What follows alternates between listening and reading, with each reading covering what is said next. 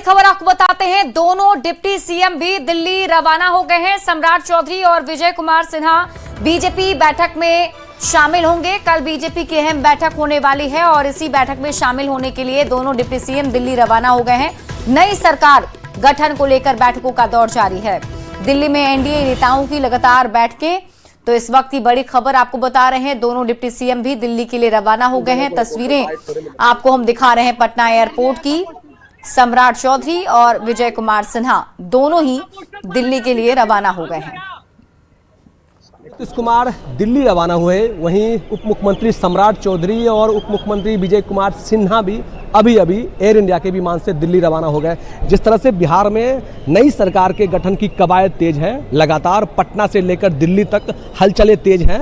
मुख्यमंत्री नीतीश कुमार दिल्ली पहुंचे हैं, कल राज्यसभा सांसद की शपथ लेंगे और अभी सम्राट चौधरी और उप मुख्यमंत्री विजय कुमार सिन्हा भी दिल्ली रवाना हो गए। कल बीजेपी की बैठक होगी, उस बैठक में शामिल होंगे। और जिस तरह से नई सरकार के गठन की कवायद चल रही है, बिहार में कौन बनेगा मुख्यमंत्री, तमाम बातों को लेकर जहां दिल्ली में बैठकें हो रही हैं, दिल्ली में चर्चा होगी, वहीं पटना में भी जब मुख्यमंत्री लौटेंगे तो फिर नई सरकार कैसे बनेगी, सरकार में कौन मुखिया होंगे, इन तमाम बातों की चर्चा पटना में भी होगी। तो फिर सिर्फ केंद्र बिंदु है कि बिहार में नई सरकार का गठन हो और बिहार के नई सरकार के गठन का मुखिया कौन बनता है, ये चर्चाएं जोरों पर हैं और इन चर्चाओं को लेकर बैठकें भी जोरों पर हैं। न्यूज़ 18 के लिए पटना से धर्मेंद्र कुमार। देखिए, बिहार में नई सरकार के गठन की तारीख भी अब सामने आ गई है। 14 अप्रैल वो तारीख बताई जा रही है जब मुख्यमंत्री नीतीश कुमार सीएम पद छोड़ेंगे और इसके अगले दिन यानी कि फिर 15 अप्रैल को, अब देखिए 14 अप्रैल को मुख्यमंत्री का पद नीतीश कुमार छोड़ने वाले हैं। फिर 15 अप्रैल को नए मुख्यमंत्री का शपथ ग्रहण हो जाएगा, यानी कि 15 अप्रैल की तारीख तय मानी जा रही है।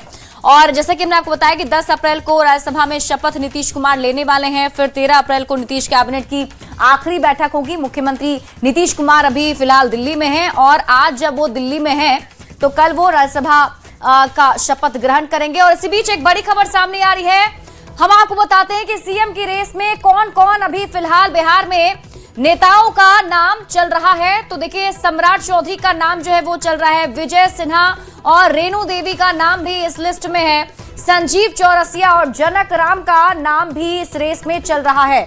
बिहार में अगला मुख्यमंत्री कौन होगा, तो 7 चेहरे जो हैं वो अभी चल रहे हैं। उन चेहरों को हम आपको दिखा देते हैं। देखिए, deputy CM Vijay Sinha, deputy CM सम्राट चौधरी का नाम चल रहा है, रेणु देवी का, क्योंकि कहा जा रहा है कि महिला मुख्यमंत्री भी हो सकती है, तो रेणु देवी का नाम चल रहा है, संजीव चौरसिया का नाम भी इस रेस में है और नित्यानंद राय जो कि केंद्रीय राज्य मंत्री हैं, इनका भी नाम चल रहा है, दिलीप जायसवाल का भी नाम इस लिस्ट में है और इसके साथ ही संजीव चौरसिया जो है उनका नाम है और जनक राम का नाम भी बताया जा रहा है। तो ये 7 प्रमुख नेता हैं जिनकी चर्चा हो रही है और ये कहा जा रहा है कि इनमें से कोई एक बिहार का अगला मुख्यमंत्री बन सकता है।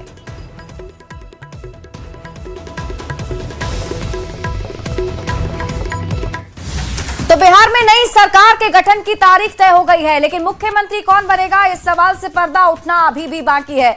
बीजेपी के राष्ट्रीय अध्यक्ष नितिन नवीन ने एएनआई से बातचीत में कहा, कहीं कोई मतभेद नहीं है और सब कुछ तय कार्यक्रम के मुताबिक ही हो रहा है।